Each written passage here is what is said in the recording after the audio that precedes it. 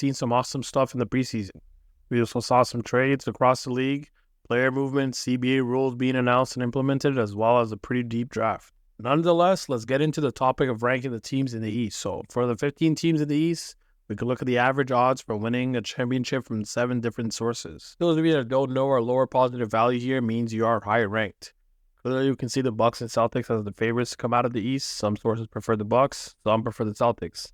As for the next tier, it would be playoff contenders such as the Cavs, 76ers, Heat, and Knicks, while the following slots are for play-in and borderline playoff teams like the Hawks, Nets, Raptors, Bulls, Pacers, and Magic. Lastly, we got the bona fide lottery teams, aka I want a top 5 pick next summer. And the Hornets, Pistons, and Wizards, I do agree mostly with the top and the bottom, but like most, the middle of the pack isn't agreeable. And my list is quite similar, but let's go through it from bottom to the top, starting with the lottery teams. At number 15, I got the Washington Wizards. They were definitely busy this past summer. They extended Kyle Kuzma for 4 more years at market value for $102 million, basically locking him in for the remaining of his prime till he's 32. The Wizards are seeing continuous improvement from him, with him averaging 21 points, 7.2 boards. He would also provide veteran leadership, championship pedigree to some extent, but more importantly, he's a good player to have in your locker room. They traded Porzingis, who had an awesome year, to acquire Theus Jones, 35th pick that turned into Julian Phillips, rookie in the second round, and some fillers. Also, Julian Phillips was also traded to the Bulls. They also had a massive haul for Bradley Beal, Isaiah Todd, and Jordan Goodwin. They got Chris Paul, Landry Shamet. They also got 6 second-round picks and 4 first-round pick swap, essentially bankrupting the Suns draft asset. They also got the 7th pick, a two-way slasher in Bilal Coulibaly. This means their starting lineup would be Theus Jones at the point, Jordan Poole as shooting guard, Corey Kispert or Denny Advia, or even Bilal Coulibaly at small forward, Kyle Kuzma at power forward, and Daniel Gafford at center. Don't get me wrong, they're going to be a fun roster to watch with a 2-man offense led by Poole and Kuz. He is collecting highlight reels with his assists, but the lack of defense and lack of depth makes them a lock-in for a lottery team. Maybe in 2 years they might be contenders. Hopefully the rebuild doesn't turn into a dragged-out rebuild. At number 14, we got the Hornets, who have enormous talent and should be higher on the list, but they're always in the headline for the wrong reasons. They also displaced recently Kai Jones, and that's a massive loss given his incredible potential as an athletic forward. They also have Miles Bridges coming back, and they drafted Brandon Miller this summer. Both will help this team, but will need time to get acclimated with this team. However, Miles has been reported to have been served with an arrest warrant for alleged breach of domestic violence order. And yeah, this team can't catch a break. I also think they should have drafted either Thompson twins or Cam Whitmore over Brendan, but we'll see how he does in his rookie campaign. As a team, they lack direction, leadership, perimeter defense, and are abysmal from 3. I do see them as a lottery team, maybe even having potentially the worst record in the league, especially if LaMelo ends up missing extensive time. So maybe they get a first pick next summer, who knows. At number 13, we got a team with an impressive young core and a bright future, especially with the hiring of Monty Williams as their head coach. And emphasize enough how relevant Monty Williams will be for this team. Monty's fantastic at making schemas both offensively and defensively, while also allowing his players to grow and holding them accountable. They drafted Ozar Thompson, who was a massive steal for this team, as he's an NBA-ready defender and scorer. He'll be an all-star sooner rather than later. They also got their hands on a veteran shooter in Joe Harris and a backup point guard in Monty Morris. They're very deep in the front court. Marvin Bagley, Isaiah Stewart, James Wiseman, and Jalen Duren. Also expect a big jump from Jalen Duren if given the right amount of minutes. They also have many ball handlers in Kay Cunningham, Jaden Ivey, Killian Hayes, even Ozar. They also got some solid veterans in Bojan Bogdanovic and Alec Burks. Do they make a playoff push? If yes, that would be great for Ozar's rookie campaign and boosting Kay's chances to make his first All-Star appearance. However, I can definitely see this team coaching one more year as they can be involved in the blockbuster trades this summer to make a strong playoff push next year. At number 12, we got a team that is a bit hard to rank in the Magic. They drafted 2 lottery picks in Anthony Black and Jet Howard. They have Franz Wagner and Paolo Banchero showing up big time in the FIBA tournament this past summer. With a starting lineup of Markelle Fultz, Jalen Suggs, Franz Wagner, Paolo Banchero, and Wendell Carter Jr., they have a good balance between offense and defense. They also have a good bench in Moritz Wagner, Will Bataz, Jonathan Isaac, a veteran Joe Ingles, and Gary Harris, also including the rookies. Now, they did rank 25th in three-point shooting, but like the Pistons, they're a trade or all-star signing away from being a playoff contender. At number 11, I got the Bulls. The Bulls made the playoffs last year off the play-in. Their offseason was quiet. They got Julian Phillips from the draft and got a good two-way wing in Torrey Craig, but essentially they're bringing back the same core as last year.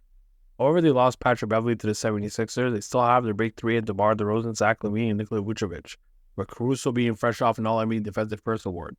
Bulls rank 19 in defense and scoring as a team, so they're below the middle of the pack, More importantly, they have a problem staying healthy despite having a competitive roster. Next, we got the Indiana Pacers at number 10, potentially being a team that's squeezing into the play-in or ends up being a top 5 in the East, maybe. Settled for 10 for a few reasons. They didn't lose Oshae Brissett to the Celtics, but drafted an excellent wing who has a similar archetype as OJ Anunoby and Jarrett Walker. They also got Bruce Brown, who's an underrated pickup, to give them a solid two-way wing fresh from the NBA championship. They have a lot of overlapping talent, and Tyrese Halliburton and Andrew Dunbar off the bench. Benedict Mathurin and Buddy Hield have similar game. You also have Miles Turner, Isaiah Jackson, Daniel Theis, Obi Toppin, and Jalen Smith in the front court, which is pretty deep. This team doesn't have a clear weakness besides being not so coordinated on the defensive end and particularly their backcourt. They rank 23rd in defense in the NBA, but Bruce, Obi, and Jarrett Walker may greatly improve this. They also lack veteran leadership. Their odds may change slightly with a Buddy Hield trade being imminent, but they remain a potential sleeper in the East. At number 9, I got the Heat, which is a bit strange, but they did come short this past summer. The Bucks swept in and got Dame. Celtics ended up with Drew, while they placed their third option on the trade block with no takers. They also lost key role players in Max Strus and Gabe Vincent, both to contending teams. They got Thomas Bryant off the free agency, whom is a good pairing with Bam. They also drafted Jaime Hawkins Jr., who is an Aaron Gordon-like player. Nikola Jovic is fresh from a silver medal in the FIBA tournament. This team will go as far as Tyler Hero goes. At number 8, I got the Hawks, a team that gave away John Collins for a box of cookies in the hopes of maybe giving more minutes to Onyeka Okongwu and Jalen Johnson, who both played pretty well last year.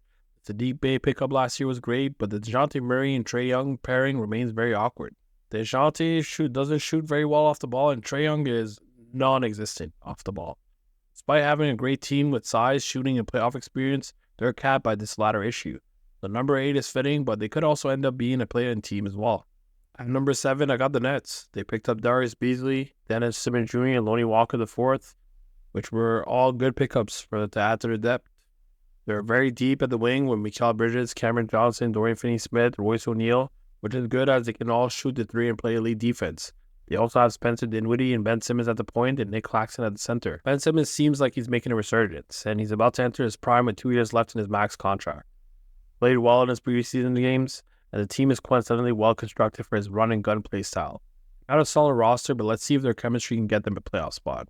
At number 6, I got the Knicks, who made a nice playoff push last year, took down the Cavs by exposing their lack of post-scoring defense. They re-signed Josh Hart, snatched Dante DiVincenzo. Dante would provide a lot off the bench, and he's also a two-way guard and can dish some dimes. However, besides that, their offseason is a little bit quiet, but they come back with a good roster led by Jalen Brunson, Julius Randle, and RJ Barrett. Jalen and RJ played fairly good this past summer. They traded away Obi Toppin for some change, but they remain deep in the center position with Mitchell Robinson, Isaiah Hartenstein, and fan favorite Jericho Sims. Emmanuel Quickley may make a 6th Man of the Year push, and Jalen for All-Star, but they remain in the middle of the pack in the East. At number 5, I got the coveted Cavs. Despite making some nice moves this summer by drafting Imani Bates, signing Max Strus and Damian Jones while re-signing Karis LeVert, they didn't necessarily address their core problems. Despite being top 5 in defensive rating in the NBA as a team, Donovan Mitchell and Darius Garland remain one of the worst backcourt pairs defensively, and they do struggle mightily against teams with great post scorers. They were also ranked 11th in offensive efficiency. Given what happened against the Knicks, teams will address accordingly, and they need a couple more transactions to rebalance the roster to be true contenders. At number 4, I got a team that has the makeup of a championship team, with an MVP first option, ex-MVP and assist leader second option, up-and-coming young star as a third option, versatile wing as a fourth option, and an awesome bench being the 76ers. The 76ers are also at the center of a lot of drama due to the Harden situation, but they did manage to pull off some great moves. They signed Pat Bev, Kelly Oubre, Mo Bamba, Filip Petrusev, fresh from the FIBA tournament playing for Serbia and famously guarded SGA while re-signing Danny Green to a non-guarantee. These moves are great for a team trying to move on from Harden or retain him, but either way, it ain't bad to have depth. With this roster, Embiid will always have shooters around him and some versatile ball stoppers. I do think, however, some hiccups along the way will keep them away from being at the top of the East. My nuclear hot take is at number 3, and that's the Raptors.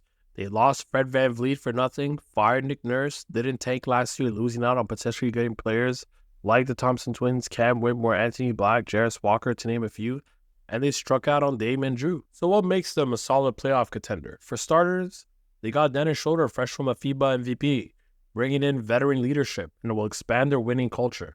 Also, it can play off the ball and be the main ball handler. They signed two-way players in Jalen McDaniels, Garrett Temple, while also drafting the unanimous best shooter in the draft in Grady Dick.